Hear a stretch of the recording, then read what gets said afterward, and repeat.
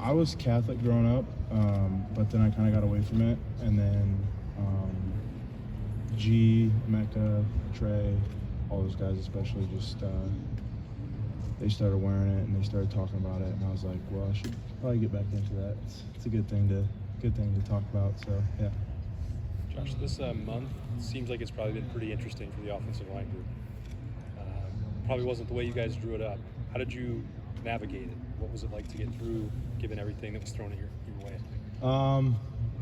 I mean, it's football. People get sick. You got to step up. Competitive excellence. You got to make the play when your number's called. Yeah, you just got to step up. I mean, I think we had 12 guys one practice, so I was going ones and twos the whole entire time. So it was rough practice, but at the same time, you got to fight through it. So. What do you think that you guys learned going through all that? Just handle adversity. I think that's the biggest thing. You're going to handle adversity through the season.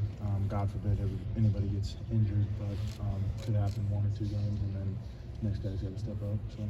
With guys first.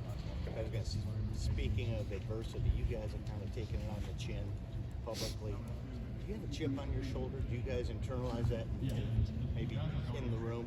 Yeah, we always have a chip on our shoulder. I think Seth talks about it best. I think it's what drives us. Seth's supposed to be the worst center in the country.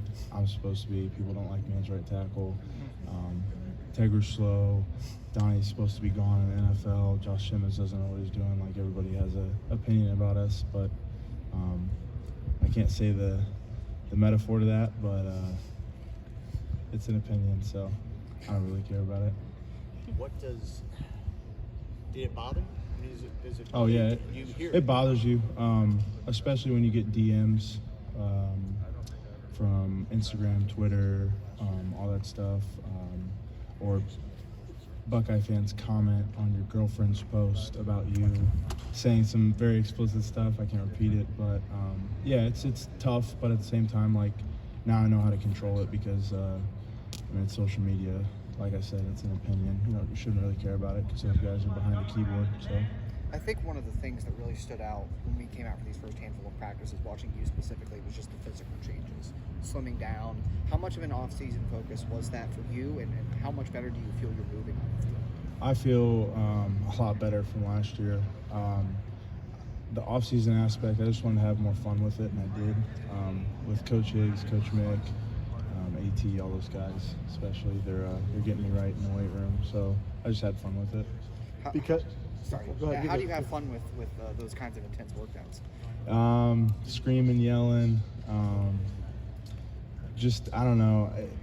It's different. You got to be in there to experience it. It's just a fun environment. Coach Mick makes it fun. He makes it super hard, but at the same time, like, you got to look at it as being fun. Like, it's your job. It's what you're supposed to do. Because you had guys out, Justin said that Ian Moore got some reps with the second team, some big spots there going against that D-line. Obviously, what have you seen out of him just this young in his career? Indiana pride, baby. That's what I got to say. No, Ian's doing really well. He's light years ahead of me as I was a freshman. He's going to be a really good guy. You'll hear his name a lot when he gets a chance to play here.